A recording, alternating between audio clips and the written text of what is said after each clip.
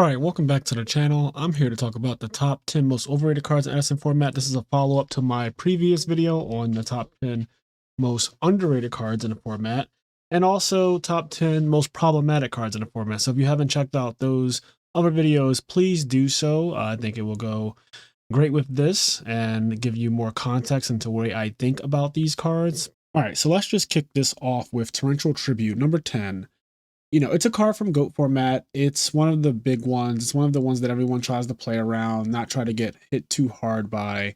But in Edison format, the decks are just getting better and better to the point where I would say most of them can't really afford the negative tempo of this card. And what I mean by that is that obviously it destroys your own monsters and you can catch your opponent, slipping and catch them when they try to make a big push. But for the most part, destroying your own monsters is just not a good thing. It's very rare that your opponent will play into a bad torrential.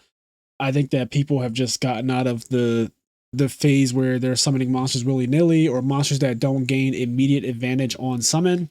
So torrential very often is just you trading either negatively or completely even and you lose your field. I think it's very good in the beginning of the game when you just set it and nothing else. That's like the absolute peak of it. But after the game gets going, the card gets worse and worse, in my opinion. And a lot of decks can't even really play this. I think that, Blackwings, there's a reason why pretty much no Blackwing deck plays Torrential. And that deck already is getting rid of its monsters for cards like Icarus Attack and Deck Devastation Virus. So it's really hard to have more cards that take away your own monsters, right? Like at some point, you do want to be attacking your opponent and, winning the game. And Torrential Tribute just goes against that. It is good in decks like Diva Hero. I think it shines in that deck because that deck and any deck playing Gold Sarcophagus, while you're waiting, your opponent might get really aggressive because they see you waiting for a really powerful card and they'll play until your Torrential Tribute. So it benefits that kind of deck. But then there are just too many that I don't think should be running this card. So, it can catch people off guard, and I get that as an incentive to play it. But I think that people are just too good now to really get a good torrential off of them. The other thing I'll say, and this is going to come up maybe multiple times in this video, but when people see your torrential tribute in the graveyard, it makes them more aggressive. And now they will just start summoning monsters without thinking about it ever. There's almost more of a benefit to having torrential tribute not in your deck at all, so that your opponent never sees it in your graveyard and they will play around it theoretically for the entire game. That is more beneficial to me than what torrential tribute will actually do in a game against two competent people. If you feel differently, I get it. We've all been there where torrential has wiped out, I don't know, like 3 monsters of your opponent because they just decided to go for game out of nowhere when they could have just simply attacked with what's on field or not tried to win the game in that turn and, kept pressing with what they had. But that is just not a reason to cape for this card. So it is the first on the list. Okay, look, I get it. Okay, I know what you're thinking. It's Mirror Force. We're all just trying to cope here. But let's be real for a second. Mirror Force is just a worse deep prison in Edison format.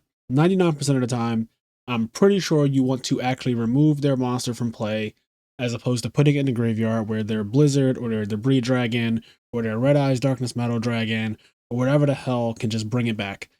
Mirror Force, I get it. It's really good against bad players. It can catch them with, I don't know, 3 monsters in attack mode or whatever. We've all been there where we've won a game with Mirror Force. And that feeling, I think all of us have been chasing that high ever since. But let's be real. People are just way better nowadays. Almost no one gets caught in a really, really crazy Mirror Force unless you can put them in a position where they have to. And those situations are rare too.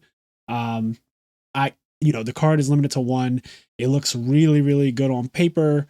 But honestly, every time I've been playing Mirror Force in Edison format, I just get kind of annoyed that it's not deep prison in that moment because, like, again, in 99% of situations, I'd rather it just remove the monster from play and I don't have to ever think about it again. I don't think that there's any other real major merits to it. It also has that psychology thing going on where your opponent sees it in your graveyard and they become more aggressive because they know that Mirror Force is gone, so they can keep all their monsters in attack mode and attack you.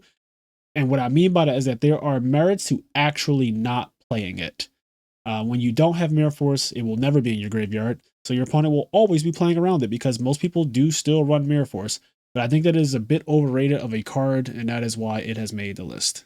Okay, so next is Soul Release. I just wish that there was a card in the format that was, I don't know, maybe chainable to graveyard effects that could maybe come from your hand and banish things all the same without it having to be spell speed 1. If only a card like that actually exists. Oh, wait. DD Crow does exist. There's just really no reason to play Soul Release, honestly. It is a card that is very high variance and not in the best way. Like, sure, you could catch your frog opponent with both their Treeborn Frogs in the graveyard, and you might get. I won't even say that that will win you the game because the frog decks now are just also too advanced. They play Infernal Prodigies and Junk Synchrons and soul exchanges, especially after siding. They definitely side triple soul exchange to go with their vanities feeds and stuff, and with the idea that you're probably going to put in nonsense to stop them from tributing. So they're kind of ready for things like this. But my biggest gripe with this card is actually the fact that it's a lot of times too late.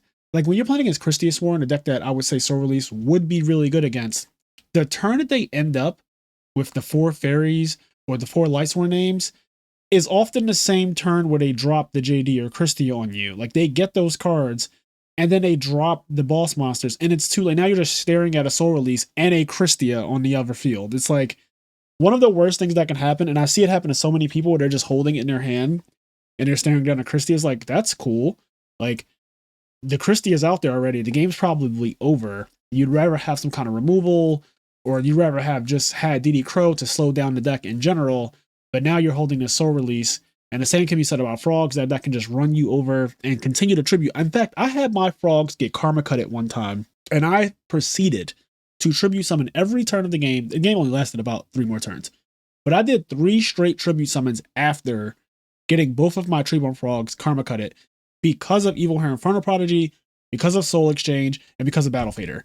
So like I kept tribute summoning throughout the course of the game, despite the fact that I did not have Treeborn Frog. And if your opponent already did their Substitute combo, you banishing both of their Treeborn Frogs, if both of them are even in the graveyard, is just not as game breaking as you think it is. The Frog deck is very, very powerful and very capable of playing without having Treeborn Frog for the entire game, especially in games 2 and 3, again, where they side in Soul Exchange and a lot of cards to help with, the whole idea of what you're going to side against them. Number 7, Upstart Goblin. This card is extremely popular and was popular in modern Yu-Gi-Oh! Thanks to Patrick Hoban, but it is actually not as good as we all thought it would be in Edison format. And it took me a while to cope with the fact that it's just not the right answer to correct every deck in a format. There was a long thought that, if you just go back and put 3 Upstarts in every deck in old Yu-Gi-Oh! You make them better, but Edison is actually a damage-based format. It is also part of the reason why I think Black Wings is the best deck in Edison format, because of how much life points matter. Typically in Yu-Gi-Oh, life points don't matter until they are 0. Like life points are a resource and you can just use and abuse them as you want. But in Edison format, there are so many things that make your life points matter. For example, brain control, honest, collude, big summons that wipe your field down like Dark Arm and JD, and they're not even their normal summons, so they could do those summons and then like follow it up with a Greffer or a Shura or a Lumina, whatever, and deal a lot of damage out of nowhere in one turn. So life points really do matter in Edison format, and sure, some decks can run Upstart Goblin. I think Turbo decks, obviously, so Dragon Turbo runs this card, Norlaris can run this card, stuff like that, but those decks are already kind of casino decks anyway. They need the consistency of it, and the life points are actually negligent in those decks because they're not really trying to duel you anyway. They're trying to put you in a situation where they're just going to win regardless of your life points. But most decks can't actually do that. Most decks are trying to grind, and because of that, it just doesn't make sense to put this card in every deck. Also, if I'm being honest, I want to play like 45 cards a lot of times. Like I'm at the point where there's so many cards that I like that I want to include, and getting down to 37 is really, really difficult, I want to say. Like in my personal opinion, I think it's really, really difficult to get down to 37 with most of the decks. So I just accepted that Upstart Goblin isn't what it was cracked up to be, at least, 2013 and onward, where it pretty much was correct to run it from that point until I don't even know when it got limited to 1. All right, number 6 is Ryko. I just put this on the list because I feel like a lot of people love setting Ryko in Edison format, and it is not as good as you think it is. It's just not. The fairy decks have cut it down to 1 copy in their deck. I remember in the beginning of the format, or in the beginning of the format for me last year, RBET1, I believe Fairies topped, and at the time it was playing triple Ryko, and that has changed. But I think my biggest gripe with it is that it's just too predictable. The most common set in the format is Ryko, and because people know this, almost every deck has a way to kind of play around a set Ryko. So summoning Value, summoning Sangan, summoning Treeborn Frog, summoning Swap Frog, all of those things kind of deal with a set Ryko once people realize what you're playing, or if you just set a monster in general. I always assume it's Ryko of a monster set. Like, honestly, there's very little harm in attacking a face down monster with something like a Sangan, a Value, or whatever. But the interesting thing is, whereas I think Ryko is overrated, I actually think that Super Nimble Mega Hamster is the best set monster in the format. So it's kind of weird, right? Because Hamster is designed to get Ryko. Attacking a Hamster is so bad for you. Like, it is basically a +2 for your opponent because they literally go +1 when you attack it, and it summons a Ryko, sets it face down. But then when they flip it, the Ryko then pops a card, which is literally +2. So if you don't destroy the hamster on your attack, and honestly, the only deck that really destroys a face down hamster on attack is Hero Beat with Alias, maybe, and Black Wings with Sirocco. Everything else pretty much has to bounce off of it, which is like worst case scenario. I do not recommend attacking face down monsters with weak monsters unless you have a good read that it is Ryko. But Hamster like really makes Ryko shine. But Ryko by itself is the card that I feel like is just like not as good as people make it out to be, and it's played a lot. And I love, honestly, when decks just, you know, have to resort to setting this card.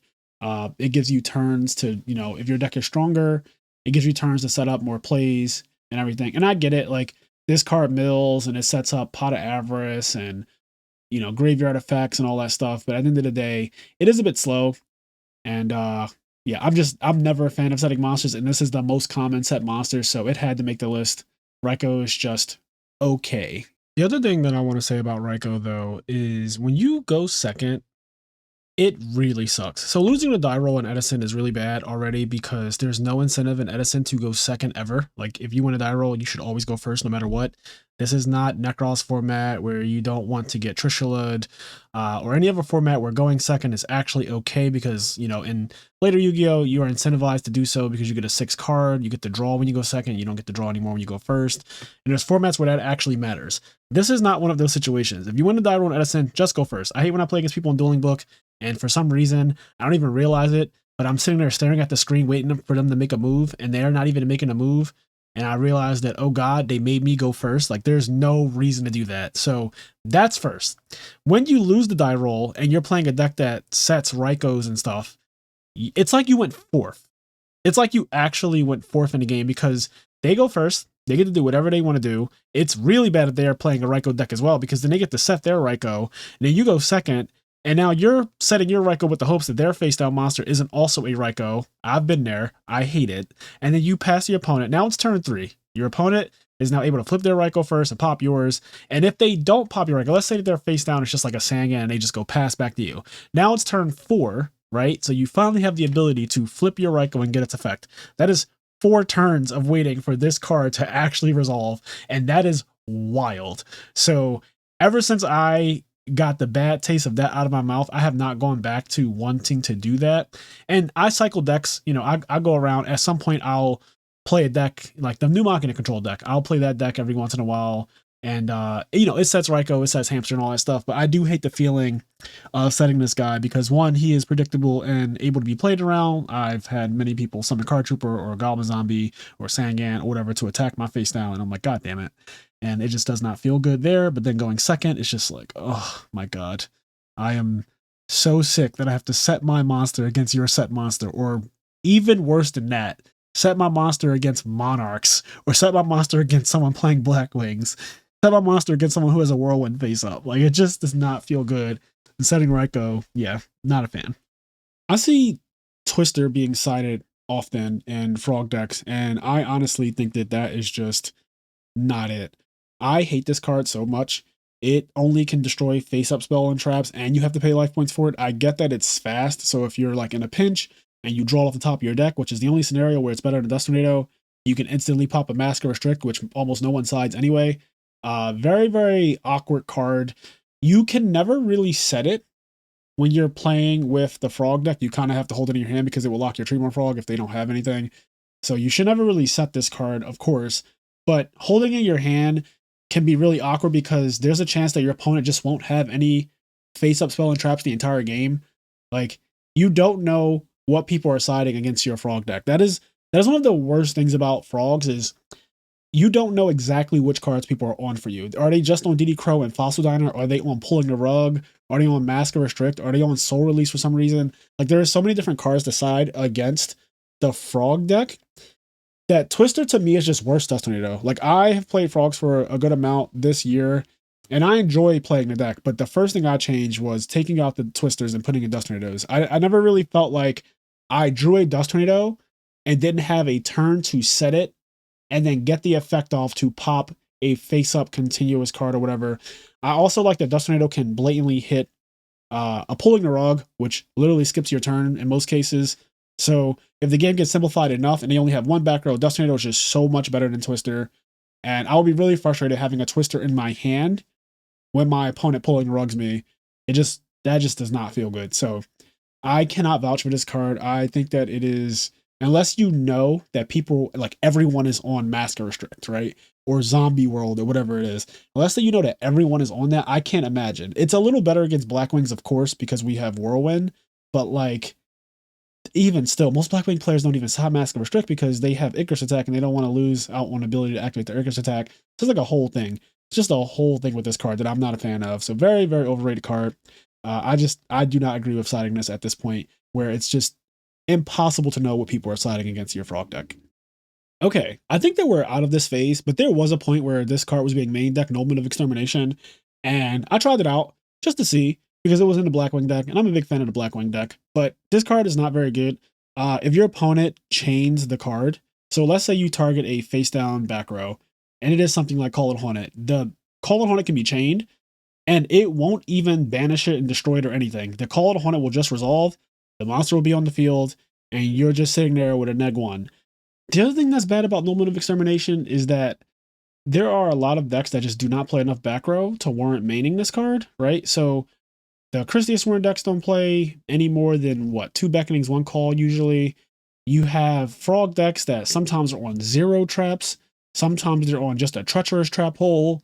Sometimes, I don't know, they're on what, like a playset of Raigeki Bricks or something, but they set 1 at a time and that card is chainable. So then this wouldn't even actually destroy it and banish all copies. They would just chain it. And if they needed to chain it, they would just chain it.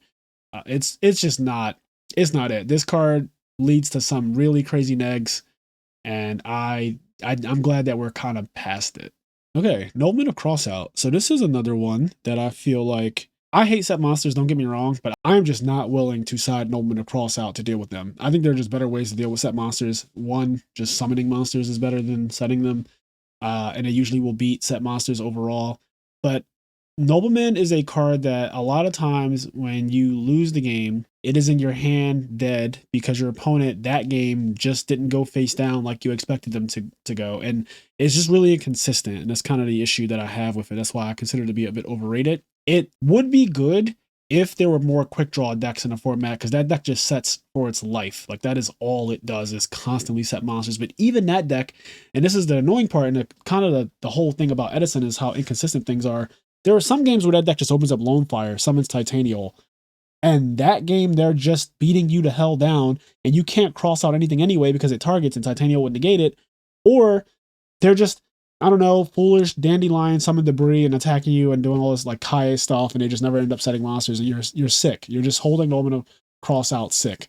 So there aren't many decks that I would side this against to begin with anymore, because the format has just changed so much and it's gotten a lot faster. And I think that, you know, it could be good against zombies, but I think that the better zombie players are blatantly just summoning their guys games 2 and 3 anyway. At least I think that is the appropriate thing to do because of the fear of getting Nobleman. Like, if my hand only has, like, let's say 1 Goblin Zombie or whatever, I'm not setting it. I'm summoning it because what the hell are you going to do anyway? Like, there's not really anything you could do if I summon a Goblin Zombie as opposed to setting it. You know it's a Goblin Zombie now. Like, you were either going to attack it or not. But, like, me setting it isn't going to really change the outcome of the game so much. And that is something that I've been doing when I would play zombies, just when Crossout was a bit more popular. You can probably get away with setting your monsters more safely now, but I don't think you really have to. Also, like I've seen too many people lose games to just Aaron, right? Like the Christia deck is really, really popular, Christia Sworn deck. And that deck obviously plays more than one copy of Aaron, since Charge of the Light Brigade exists, sometimes Rhoda. And yeah, getting your shit kicked back into your deck is not fun. Having your stuff crossed out is not fun, but it's just so inconsistent that a set monster is even going to show up in the game. So it's just not a very good card. I think they're just better cards to side deck. Like if I want to decide this against the pure fairy deck, I'd rather it just be something like Deck Devastation Virus that just kills everything that they would set. Like any monster that the fairy deck would set would just be destroyed by Deck Devastation Virus. Like literally every single one. Every single one. So I don't really see the point of Nullman to Crossout. I just don't. All right, Pot of Avarice. So this one is overrated because a lot of people who haven't played Edison format since actual Edison in 2010, so it's been 13 years, a lot of people who haven't played since then just remember this card for being insane. They remember this card for being really, really good, and it got banned in Modern Yu-Gi-Oh! For a very, very, very long time, which kind of skews your idea of how good it is in Edison. Edison is a much slower format. You can get 5 monsters in your graveyard within the first 2 minutes of a modern game. Like within the first 2 minutes of the game, you can have 5 monsters in your graveyard by link summoning and seizing and all other nonsense that goes on in modern. But in Edison, it is actually a very slow grind to end up with 5 monsters in your deck outside of Future Fusion. So this card takes a while to resolve, and it leads to brick hands. It is a good card. Do not get me wrong. These cards are overrated. I'm not saying that they're bad. There's a big difference to be made there. It's not a bad card, but it is definitely overrated in the sense that people look at it as, oh, it draws 2 cards. How do you not play it? You know, games are going to go long. Spoiler alert, games are actually not going that long anymore. There are a lot of decks now that are just getting the game over with and deciding it within the first, like, 3 turns of one person taking 3 turns, I mean. And that is just not good for Pot of Avarice decks. So if you notice, there aren't a lot of Pot of Avarice decks thriving anymore. I think the best one right now is the Machina Control deck. I call it Machina Control. I don't know what it's officially called, but the deck that plays like Fortresses and Gear Frames, Rykos and Hamsters and all that stuff. That deck is probably the best Pot of Avarice deck right now. I don't see any reason why people will still be playing the Quick Draw deck. That deck is just literally awful. But as far as Pot of Avarice decks, yeah, Machina Control is where it's at. And even in that deck, you know, sometimes it's just not good enough. It's not fast enough. You can get rushed down, and it's just not a good feeling when you have this card in your opening hand and your opponent, you know, it contributes to your non-game hands, right? Like it contributes to, oh, like Trap Dust Shoot affects you even more now because you have Pot of Avarice in your hand, and I'm going to put this hamster back, and now you just, I don't know, you're on like Caius and whatever else your hand might have, like a Gear Frame, but that is one monster that gets you a guy that you need more guys to summon. So if the game starts going too quickly, and a lot of decks are so fast now that you actually might not get to resolve your pots. So, all right. And as for number 1, I said that this card was on my most problematic cards in the format list. It's on my most underrated cards in the format. And now it is on the most overrated cards in the format. So I love that Oppression. It fits into all 3 categories because it's problematic, it's underrated, and it's overrated. Where it is overrated, though, is that anyone who doesn't actually play Edison format, they think about this card and they think about the context of modern Yu-Gi-Oh! Or they think about like 2013 when Vanity's Emptiness was ridiculous and it was played in every deck until it got banned eventually. And the whole idea of Yu-Gi-Oh! At that time was set up a big board, set Emptiness, pass, your opponent can't play. And that was game like 99% of the time, right? That doesn't work in Edison format. Most decks can actually deal with Oppression in some way. And so anyone who doesn't really play Edison format enough will just look at this card and say, this is the best card ever. How is everyone not playing it in every deck? They'll be like, oh, if you're playing Lightsworn, you should be playing Oppressions. Or if you're playing this deck, you should be playing Oppression. But it doesn't actually work like that. It's only good in very specific decks. And that is a fact. Like, it is very good in hybrid Blackwings. I mean, it's good in Blackwings, period. Like, you don't have to be playing hybrid Blackwings for it to be good. It's just better in that deck because that deck can do more special summons that can't be negated by Oppression. But it is good in Blackwing decks. It is good in any deck that I would say can establish big monsters really quickly. So Christia Sworn can, you know, I see people side it in that deck, and it's really scary in that deck because they can just go, you know, summon JD or summon Christia, and then you deal with that threat and you think that you're safe. and then they flip oppression on you. It's like, holy shit. Or in order for you to deal with the JD, you had the special summon, and then they flip oppression and you can't deal with it. And it's like, well, I'm just going to lose now. And that sucks. But yeah, oppression is very, very powerful, but it is both underrated and overrated. And I think that it's gotten to the point where people had thought that it's kind of bad, and I just do not agree. It literally just this weekend, it was played in so many of the decks, the Blackwing decks that actually topped and won the PS5 tournament, the in real life tournament that just passed. And I'm glad to see that the card is thriving still, because I think that it is very playable. But I don't think that it's like the end of Yu-Gi-Oh! Ban this card type vibe at all. It's just good. It is just a good card. All right, well, that wraps up this video. I hope you guys enjoyed. Let me know what cards you think are overrated in Edison format.